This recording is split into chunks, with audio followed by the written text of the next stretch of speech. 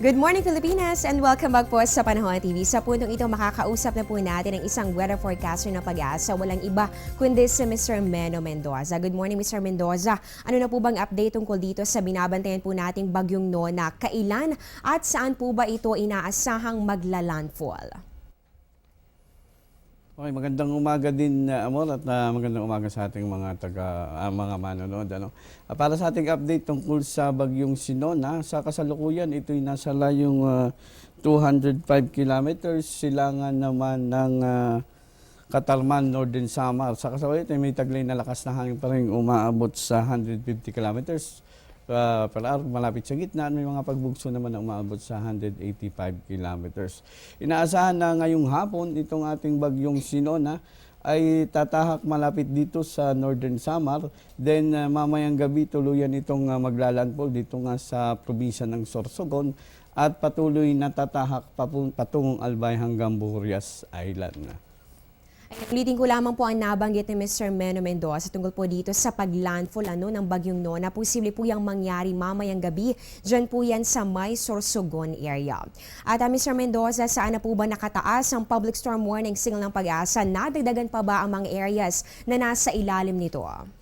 Okay, para sa ating mga signal na mga probinsya, yung ating signal number 3 patuloy na nakataas dito sa Camarines Sur, Catanduanes, Sorsogon, Albay kasama yung Ticao Island, sa Northern Samar, Eastern Samar, Biliran at Samar. Samantalang ang signal number 2 naman natin, dito nakataas sa Masbate kasama ang Burias Island, Camarines Norte, Marinduque, Romblon, Southern Quezon at Leyte. Sa mga lugar na nabanggit, patuloy na makakaranas ng masungit na panahon na may maalon hanggang sa napakaalong karagatan.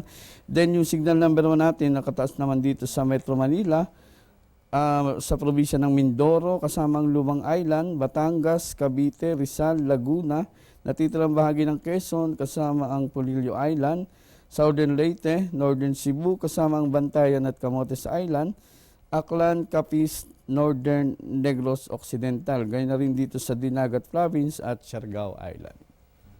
Ayun po, nalaman po natin ang mga areas na nasa ilalim po nitong public storm warning signal ng Pag-asa. Doble ingat po sa mga residente na nabanggit na lugar. At Mr. Mendoza, dito po sa mga lugar na hindi po ninyo nabanggit o yung mga lugar na hindi po kasama sa PSWS ng Pag-asa, ano naman ang inaasahan po nating weather condition? Para naman doon sa mga area na walang signal, dito sa Cagayan Valley, inaasahan pa rin natin na magkakaroon tayo ng maulap na kalangitan na may mga mahinang pag-ulan. Sa nalalabing bahagi ng Luzon, inaasahan pa rin yung mga pulo-pulong mahinang pag-ulan.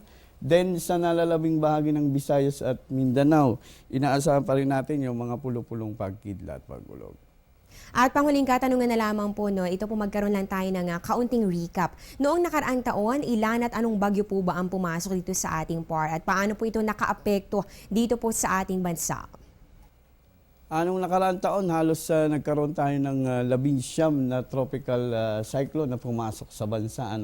At nakapagdulot ito ng maganda para sa ating mga water supply. Sa ngayon kasi, ngayong taong ito, halos 14 lamang ang pumasok sa ating bansa, kaya medyo kulang tayo sa tubig.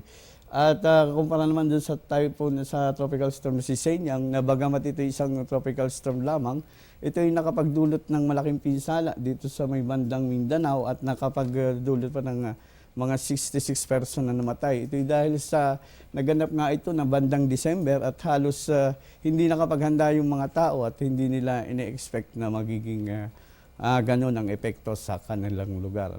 At patuloy ako nagpapaalala sa ating mga mamamayan, yung mga nakatira dito sa mga baybaying dagat, lalo na yung nasa ilalim ng signal number 2 at number 3, posible tayo magkaroon ng mga storm surge na posibleng umabot sa 4 na metro kahit pinag-iingat natin ng ating mga mamamayan. At doon naman sa mga bulubundukin at mga bahaing lugar, maging maingat lamang sa posibleng magkakaroon ng mga landslides at saka flash floods.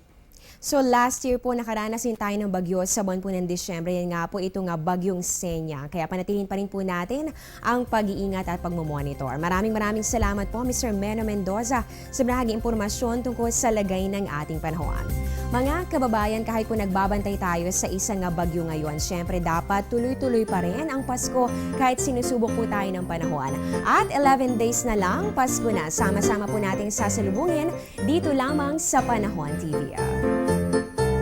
Bago pa ako magpaalam, babati lang muna ako sa switcher namin dito sa Panahon TV. Happy birthday kay Rafi Vicente. Happy birthday, Rafi, and enjoy your day. Live mula sa Pag-asa Weather and Flood Forecasting Center, ito ang Panahon TV kung saan walang pinipiling panahon ang pagbibigay impormasyon. Nakasama niyo po ang inyong weather lover, Amor La Rosa, na nagsasabing ang taong handa at may nahon, kayang lagpasan ang hamon ng panahon. Magandang umaga po sa inyong lahat at mag-ingat po kayo. Ang programang ito ay hatid sa inyo ng Air 21. Sagot ko, padala mo.